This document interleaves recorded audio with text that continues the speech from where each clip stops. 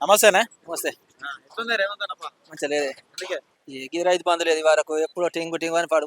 ఆ, మన మన జనవరి కన్నా ముందే ఆ, ఈ సంక్రాంతి అంటాడు, ఉగాది అంటాడు, శివరాత్రి అంటాడు. ఆ. ఉం. ఇప్పుడు ఎందుకే మరి అంటే కేసీఆర్ నాట్లప్పుడు పైసలు ఇస్తుండే, రేవంత్ రెడ్డి వచ్చినాక ఓట్లప్పుడు పైసలు ఇస్తున్నాడు అని చెప్పేసి అంటున్నారు. మరి బయట నిజమేనా ఇది? నిజమే. ఆ, నిజమే, ఓట్లకు పైసలు ఇస్తాడు తప్పగా నాట్లకు పైసలు లేవు. ఆ. ఎందుకే ఇప్పుడు గతంలో కేసీఆర్ 10,000 ఇస్తేనే 12,000 ఇస్తున్నా అంటున్నారు. ఏడే ఆ, ఏడు మీరు చూస్తారు, ఏడే మరి మీ ఛానల్ చూస్తురా, మీడియాలో చూస్తారు కదా, ఏమన్నా నవ్వటా, ఎవరికైనా నవ్వటా? ఆ, ఆయుధాలు పెట్టుడే. ఆ. ఏంటి శివరాత్రి అది అంటాడు, సంక్రాంతి అది అంటాడు, ఇక గదే ఆయుధ అంటాడు. ఆయుధలే, ఆయుధ పద్ధతులు అయినాయి. అంటే రైతులకు మంచిగా చేస్తలేడంటావా రేవంత్ రెడ్డి? ఎక్కడ ఏమున్నది, ఏమున్నది? అంటే 2 లక్షల వరకు అందరికి రుణమాఫీ కాలే చేస్తాడు. ఎవరికైనా, ఎవరికైనా, ఎవరికైనా నూటికి ఒక్కరికైనా ఒక ఎస్టీ మహిళ పాపం ఆ, అలా రైతు మన అక్కుపత్త మీద 1,00,000 తీసుకున్నది. ఆ, ఆమెకు 50,000 వచ్చినా 50,000 రాలే అటే. ఆ. ఏం చేస్తావు, తిరిగి తిరిగి ఊకున్నది. 100% 2 లక్షల వరకు కాలే రుణమాఫీ కాలే జరిగిందని చెప్పేసి కాలే కేసీఆర్ మాట్లాడుతున్నారు. కాలే కాలే కాలే నీకుందా పొలం ఉందా? నాకు 5 ఎకరాలు ఉన్నది. 5 ఎకరం లోన్ ఎంత తీసుకున్నావు? 2,50,000. 2,50,000. ఆ. అంటే నీకు ఎక్కువ ఉన్నది కాబట్టి నీకు ఇక కాలే. మరి అంతే ఉన్నది, ఏముంది మరి, అదే 2,50,000 కట్టపోదు అని ఆ, అందరం కడదాం కదా. ఆ, అందరికి అంతే ఏనుండే. ఉమ్, ఇప్పుడు కేసీఆర్ రూపాయలు అన్నాడు, అంతరికి ఇచ్చేసాడు, అంతవరకే మాఫీ ఏనుండే. ఆ, 2,00,000 రూపాయలు అందరికి మాఫీ చేసి కడ మేము కట్టుకోమా? ఆ. అట్లా అయితే ఎట్లున్నది మరి ఊళ్ళో కరెంటు 24 గంటలు మంచిగా వస్తుంది? కరెంట్ ఇప్పుడు అంత కరెంటే ఇబ్బంది ఏం లేదు. ఆ, ఇబ్బంది, కరెంట్ ఇబ్బంది లేదు. ఆ. అప్పుడు కేసీఆర్ అమలు చేసిన పథకాలన్నీ మళ్ళీ రేవంత్ రెడ్డి అమలు చేస్తున్నాడా లేదంటే ఏమన్నా? ఇక అంతే ఉన్నాయి.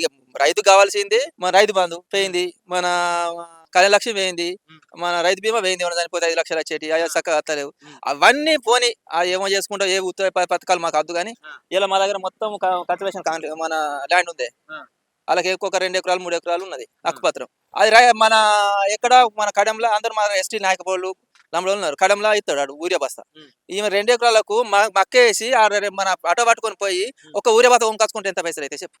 ఒక యూరియా బస్తాకు మా కడెం మండలం మాది. అదే. కడెం మండలు పోయి ఒక మన వాళ్ళకు ఉన్నది 2 ఎకరాలు కొట్టుకున్నారు, అంతకన్నా ఎక్కువ ఏం లేదు. ఆ, అదే ఎకరం మక్కేసుకున్నారు. మరి మక్క బాగా సాగు అవుతుంది, ఉమ్, మక్క బాగా అవసరం ఉంటుంది ఊరియా. ఉమ్, వాళ్ళు కడెం పోయి ఒక యూరియా బస్తాకు నిలబడి అది తెచ్చి పెట్టుకోవాలనుకుంటే ఎప్పుడు వేయాలి చెప్పు. ఆ. అంటే ట్రావెలింగ్ ఖర్చులు ఎక్కువ అయిపోతాయి. ట్రావెలింగ్ కడెం పోవాలి, అది ముందు ఆటోకి 50 రూపాయలు ఇచ్చారు, 320 రూపాయలు ఇస్తారంటే ఆడే పట్టుకొచ్చి ఇంటి కడే ఇస్తుండే. ఆ, నీకు ఎన్ని బస్సులు కావాలంటే అది మరేస్తుండే. ఆ, మేము ఉన్నది ట్రైబల్ అందరూ కట్రేషన్ ల్యాండ్ ఉంది.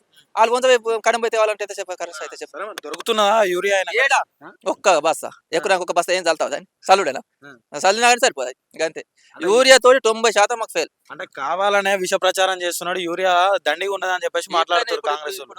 ఇప్పుడు మీడియా తోటి పోదాం, ఎక్కడికైనా పోదాం, చెప్పులు పెట్టినాం, ఆ, చెప్పులు మరి పాస్బుక్లు, ఉమ్, తువ్వాలలు, ఉమ్, అవే పెట్టినాం. ఏం చెప్తాం లైను. నేను చెప్తున్నా కానీ ఎస్సీ మహిళ ఆ, ఆమెకు ఉంది 2 ఎకరాల హక్కుపత్రం.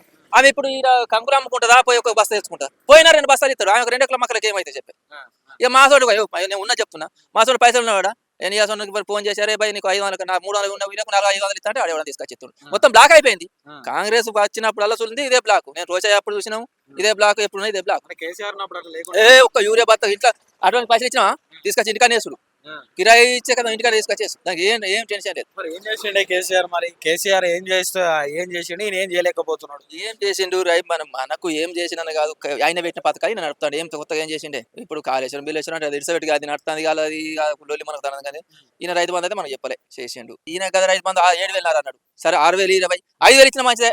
అవన్నీ గంగరం అని అది కూడా చెప్పాలి. ఆ, ఏమున్నది ఆయన చేసింది ఏమున్నది, ఈయన కొత్త చేసింది ఏమున్నది. ఆ, ఒక కరెంట్ మన ఇంట్లో మన కరెంట్ ఫీల్ ఫ్రీ ఉంది. ఆ, ఒక మేము ఎవరు పోతామే, ఆ, నా పిల్లలు ఒక మా అంటే సంవత్సరంకు 2 సార్లు 3 సార్లు బస్ ఎక్కుతుంది. ఆ, ఇప్పుడు ఎవరు టీచర్లకు, ఆ. మా పని చేసేలకు మాపి ఉన్నది, మాకేం మాపి అవుతుంది. ఇంట్లో ఆడవాళ్ళని మహిళ కోటీశ్వరుని చేస్తున్నాడట రేవంత్ రెడ్డి. ఎట్లయితే ఏరికలైతే చెప్పినాం, నువ్వే ఏరికలైతే చెప్పు, ఏరికలైతే జీరో వడ్డీ రుణాలు ఇచ్చి లోన్లు ఇస్తున్నాడట.